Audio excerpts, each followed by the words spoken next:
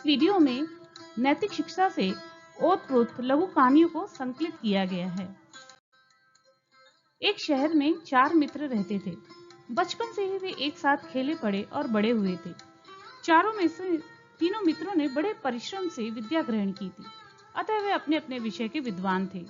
चौथा मित्र यद्यपि विद्वान नहीं था, किंतु लोक व्यवहार में चतुर और बुद्धिमान था। एक बार चारों ने योजना बनाई कि दूसरे शहर में जाकर धन कमाने की कोशिश की जाए, क्योंकि उस शहर में उनका गुजारा बड़ी कठिनाई से हो रहा था। अगले दिन वे दूसरे शहर के लिए चल दिए। रास्ते में एक जंगल था। जंगल में एक स्थान पर उन्हें हड्डियों का ढेर दिखाई दिया। उसे देखकर एक मित्र बोला, लगता है ये किसी मरे हुए पशु की हड्डियां हैं।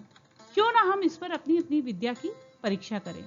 हमें अपनी विद्या के बल से इसे जीवित कर देना चाहिए। यह कहकर उसने उन हड्डियों को इकट्ठा किया और फिर यथास्थान जोड़ भी दिया। अब दूसरे मित्र ने अपनी विद्या के प्रभाव से उन हड्डियों में चमड़ी, मांस और खून का संचार कर दिया। तीसरे मित्र ने कहा, अब मैं अपनी विद्या से इस जीव में जान डाल दूंगा। तभी चौथे मित्र ने उसे रोकते हुए कहा, यह क्या करने जा रहे हो मित्र?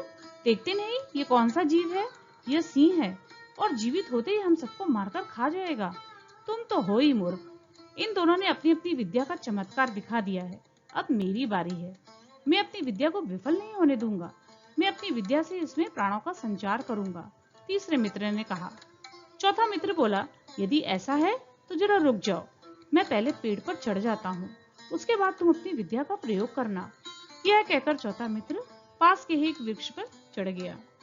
कुछ ही पल में सिंह अंगड़ाई लेकर उठ खड़ा हुआ। उसने सामने खड़े तीनों मित्रों को धर दबोचा।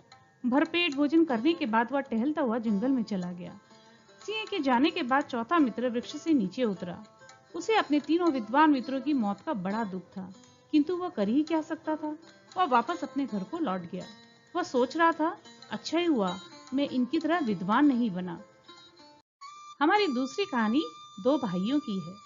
बहुत पुरानी बात है। एक बार 2 भाई अपने अपने घोड़ों पर सवार होकर व्यापार करने के लिए निकले। कुछ दूर चलने के बाद वे एक पुल के पास पहुंचे। बड़ा भाई पुल के पास पहुंचकर घोड़े से उतर गया। छोटे भाई ने पूछा, भाई आप घोड़े से क्यों उतर गए? बड़े भाई ने कहा, मैं सोच रहा हूं कि यदि हमारे घोड़े किसी कारण से बिदक गए तो हम नदी में गिर सकते हैं। छोटा भाई बोला, पुल एकदम समतल है और घोड़ों के बिदकने का कोई कारण दिखाई नहीं देता। यह कहकर उसने अपने घोड़े को एड़ लगाई और चल दिया। जैसे ही उसका घोड़ा पुल के बीचों बीच पहुंचा, पता नहीं कैसे बिदक गया और नदी में गिर गया। बड़े भाई ने झट नदी में कूदकर अपने भाई और घोड़े को बचाया। छोटा भाई कुछ ना बोला। उसे ना तो कोई पछतावा हुआ और ना उसने माफी मांगी। दोनों भाई फिर आगे चल दिए। थोड़ी दूर चलने पर उन्हें सामने एक पहाड़ दिखाई दिया। बड़ा भाई फिर रुक गया। वह बोला, मुझे इस पहाड़ पर कोई पगडंडी या रास्ता नहीं दिखाई दे रहा। हम पहाड़ पर भटक सकते हैं, इसलिए अच्छा है कि हम पहाड़ के किनारे किनारे चलते चलते अपनी मंजिल पर पहुंचे। छोटा भाई बोला, नहीं, हम पहाड़ पर चढ़कर ही अपनी मंजिल की ओर बढ़ेंगे। किनारे किनारे जाने से बहुत समय बर्बाद होगा। यह कहकर छोटे भाई ने अपना घोड़ा पहाड़ पर चढ़ा दिया। बड़ा भाई क्या करता, वह भी साथ हो लिया। उन्हें रास्ता ढूंढने में अधिक परेशानी न हुई। जब वे पहाड़ से उतरकर गांव में पहुंचे तो वहां बाजार लगा हुआ था। गर्मी का मौसम था, हवा बिल्कुल बंद थी। बाजार में गर्मी के मारे लोगों का बुरा हाल था। पसीने से लथपथ लोग पंखे की खोज कर रहे थे। दोनों भाई अपने घोड़ों पर पंखों की गट्ठर बांधकर लाए थे। उनके पंखे मुंह मांगे दामों पर हाथों हाथ बिक गए। उन्हें काफी लाभ हुआ। बाजार उठ जाने पर दोनों भाई एक सराय में आराम करने लगे। बड़े भाई ने कहा, आज तुम्हारी वजह से हमें काफी मुनाफा हुआ। यदि हम पहाड़ के किनारे किनारे आते तो अवश्य देर से पहुंचते। माल की अच्छी कीमत तो उसकी मांग होने पर ही मिलती है। तुम अगर पहाड़ पर चढ़कर जल्दी जल्दी यहाँ तक ना लाते तो ना जाने हमारा माल किस भाव बिकता।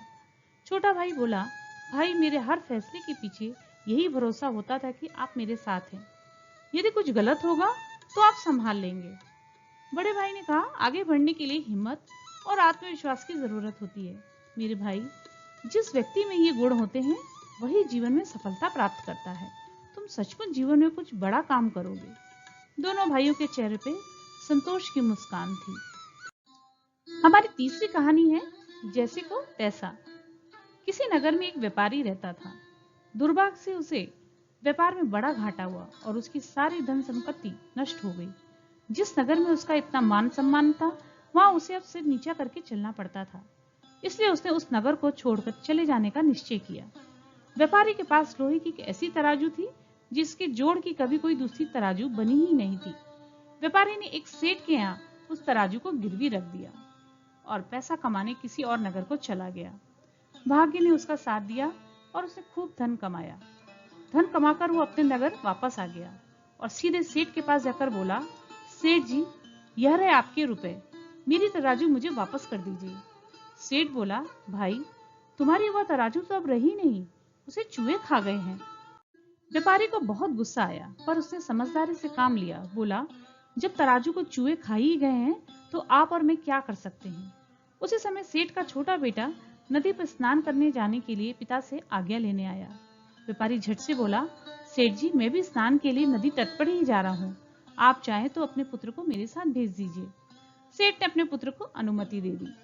नदी तट पर पहुंचकर जब सेठ के पुत्र ने स्नान कर लिया तो व्यापारी ने उसे पास ही पहाड़ी की एक गुफा में बंद कर दिया और अकेला ही सेठ के पास लौट आया।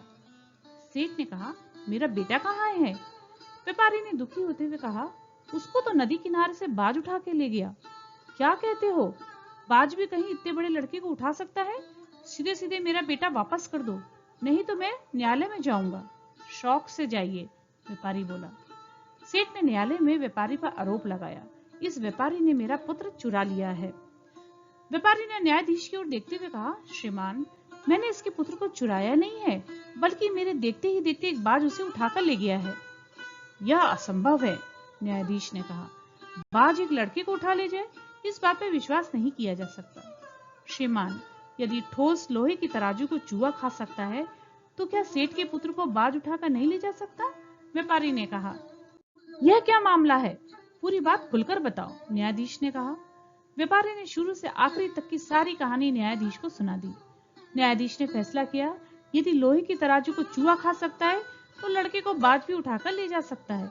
इसलिए सेठ बीच में ही बोल पड़ा, श्रीमान, मैं इसकी तराजू लौटाने को तैयार हूँ। ठीक है, मैं तुम्हारा पुत्र तुम्हें लौटा दूंगा, व्यापारी बोला। दोनों की बात सुनकर न्यायाधीश भी मुस्कुराने लगे। व्यापारी को तराजू मिल गया और सेठ को पुत्र।